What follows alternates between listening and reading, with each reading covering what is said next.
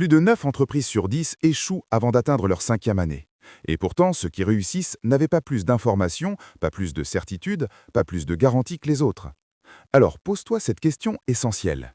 Et si la vraie différence entre ceux qui stagnent et ceux qui explosent leur croissance, ce n'était pas le talent ni la chance, mais la capacité à décider sans garantie?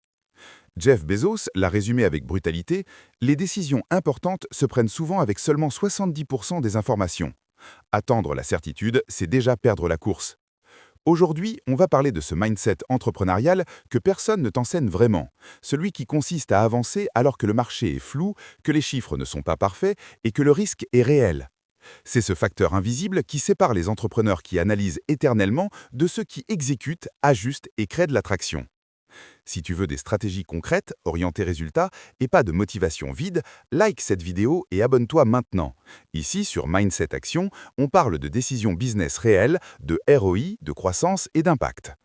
Dans cette vidéo, je vais te dévoiler comment les entrepreneurs performants prennent des décisions critiques sous incertitude, quels frameworks mentaux ils utilisent et comment tu peux les appliquer immédiatement à ton business. Dis-moi en commentaire ton plus grand défi entrepreneurial ou ton objectif de revenu actuel et reste jusqu'à la fin, parce que le plan stratégique final peut transformer ta façon de décider dès cette semaine. Dans l'économie actuelle, l'incertitude n'est plus une exception, c'est la norme. Les recherches de la Harvard Business School montrent que les marchés évoluent plus vite que les plans stratégiques traditionnels et que les entreprises qui réussissent sont celles qui prennent des décisions rapides, testent, mesurent et ajustent. Les études sur les startups à forte croissance, relayées par Stanford et Y Combinator, révèlent un point commun clair. Les fondateurs performants n'attendent jamais d'avoir toutes les réponses pour agir. Ils avancent avec des hypothèses solides, pas avec des garanties absolues. C'est exactement le défi que vivent aujourd'hui la majorité des entrepreneurs. Marché saturé, coût d'acquisition client qui explose, pression du cash flow, fatigue mentale liée à l'hypercompétition. Beaucoup restent bloqués parce qu'ils cherchent la décision parfaite, le bon moment, la validation extérieure. Résultat, ils perdent du temps, du momentum et des opportunités de croissance. Cette stratégie de décision sans garantie est souvent mal comprise parce qu'elle est confondue avec l'improvisation. En réalité, les entrepreneurs qui dominent leur marché sont profondément préparés.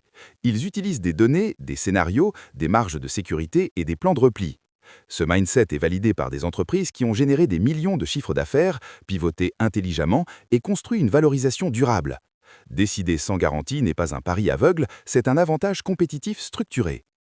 Si tu as compris que l'incertitude est permanente, alors la vraie question devient la suivante. Comment décider quand rien n'est garanti? C'est ici que se crée l'écart entre l'entrepreneur qui stagne et celui qui construit une croissance durable. Les meilleurs ne cherchent pas la certitude, ils construisent des systèmes de décision qui transforment le risque en levier stratégique. Et ce changement commence maintenant. Premier principe, décider vite, mais jamais au hasard. Jeff Bezos explique que les décisions de type 2, celles qui sont réversibles, doivent être prises rapidement. Amazon a accéléré sa croissance en testant vite, en mesurant et en corrigeant. Résultat, une capacité à lancer des dizaines d'initiatives pendant que les concurrents hésitaient encore.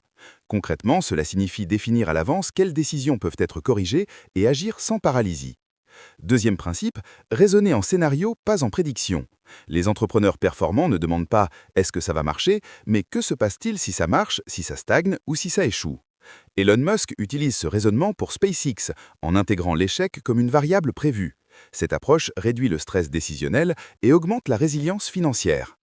Troisième principe, protéger le downside avant de viser l'upside. Les recherches de Stanford sur l'entrepreneuriat montrent que les fondateurs qui survivent sur le long terme sécurisent d'abord leur runway. Ils testent à petite échelle, limitent les coûts fixes et valident le product market fit avant d'accélérer. Une start-up qui réduit ses coûts de 20% peut en général doubler sa durée de survie. Quatrième principe, décider avec des données imparfaites mais utiles. Attendre 100% d'informations est une illusion. Les entrepreneurs efficaces utilisent des indicateurs clés simples, taux de conversion, coût d'acquisition, rétention. Ces chiffres suffisent à orienter une décision rentable sans analyse excessive. Cinquième et dernier principe, assumer la responsabilité totale de la décision. Les leaders qui réussissent ne délèguent pas leur courage. Quand un fondateur accepte que chaque décision est un pari calculé, il gagne en clarté et en autorité. Et si ces principes changent déjà ta vision du business, like cette vidéo et abonne-toi, parce que la suite va transformer radicalement ta façon de décider. Maintenant, micro-challenge mental. Pense à une décision que tu repousses depuis des semaines. Si tu devais agir avec 70% d'informations aujourd'hui, quelle serait ta première action concrète? Cette réponse est déjà le début de ta croissance. Une fois que tu acceptes de décider avec de l'information imparfaite, un autre niveau s'ouvre, la discipline mentale. Beaucoup d'entrepreneurs prennent une bonne décision, puis la sabotent par leurs émotions. Peur, impatience, comparaison constante. Pourtant, les entreprises solides se construisent moins sur l'intelligence que sur la stabilité émotionnelle du fondateur. Sixième principe, séparer ton identité de tes résultats. Quand ton business va mal, ce n'est pas toi qui vas mal. Les études de la Harvard Business School montrent que les entrepreneurs qui dissocient l'échec personnel de l'échec professionnel prennent de meilleures décisions à long terme. Ils analysent froidement, corrigent, avancent. Ceux qui s'identifient trop à leurs résultats réagissent de façon défensive et perdent en lucidité. Septième principe, jouer le jeu du long terme.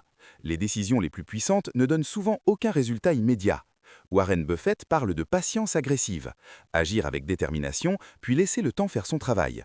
Dans l'entrepreneuriat, cela signifie investir dans des compétences, une marque, une audience, même quand le retour n'est pas immédiat. Ceux qui abandonnent trop tôt confondent lenteur et échec.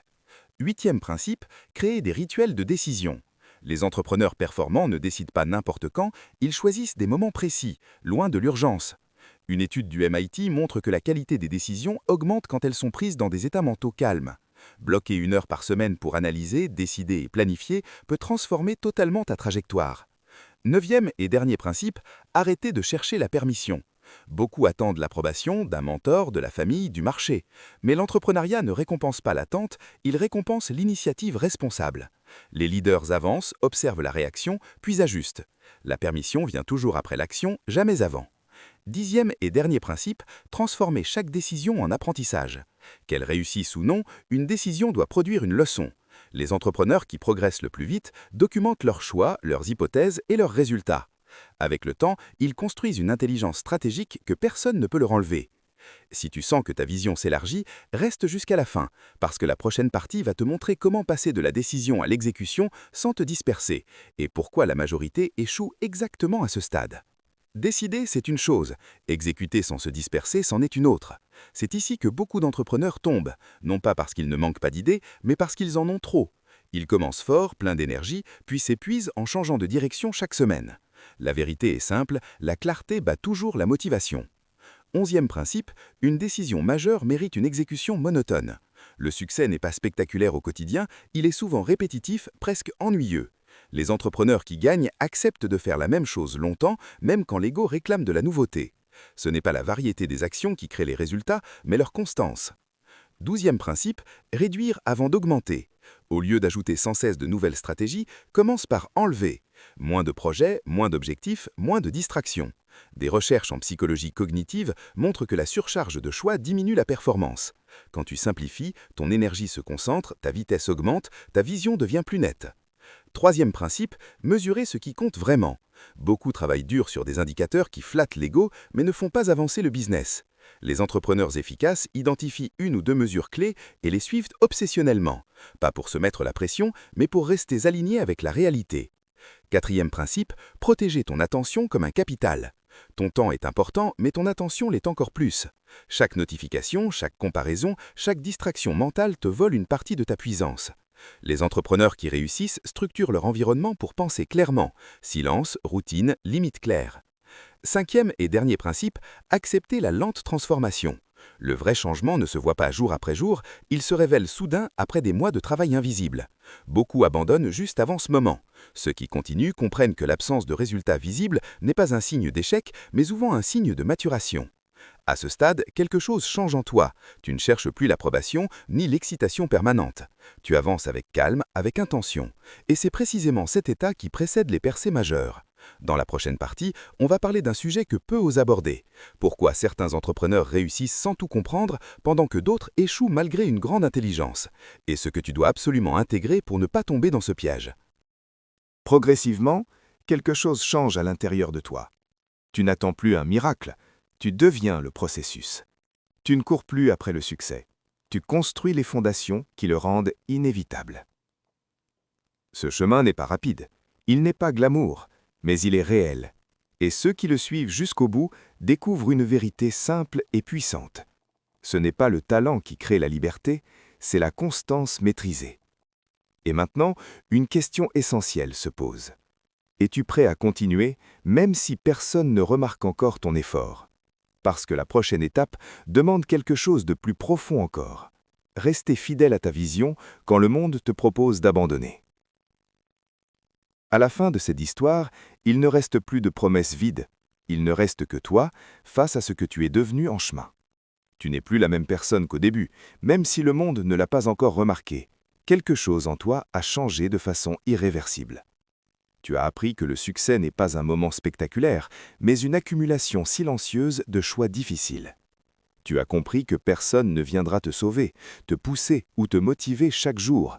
Et paradoxalement, c'est cette vérité qui te rend libre. Parce que lorsque tu cesses d'attendre l'approbation, tu commences enfin à avancer pour de vrai. Cette histoire n'est pas celle d'un miracle, c'est celle d'un engagement. Un engagement à continuer quand c'est lent, à continuer quand c'est flou, à continuer même quand tout en toi doute encore. Car la différence entre ceux qui échouent et ceux qui réussissent n'est pas l'intelligence, ni la chance, ni même le courage. C'est la capacité à rester debout quand personne ne regarde. Un jour, les résultats arriveront, peut-être plus tard que prévu, peut-être sous une forme différente de ce que tu imaginais, mais ils arriveront. Et ce jour-là, peu de gens comprendront le prix que tu as payé, les nuits sans réponse, les efforts invisibles, les sacrifices silencieux. Et ce n'est pas grave, parce que tu ne l'auras pas fait pour impressionner, tu l'auras fait pour te respecter. Souviens-toi de ceci. Le chemin que tu empruntes maintenant est en train de te former avant de te récompenser. Si tu tiens assez longtemps, tu ne reconnaîtras plus la personne que tu étais avant. Alors, continue.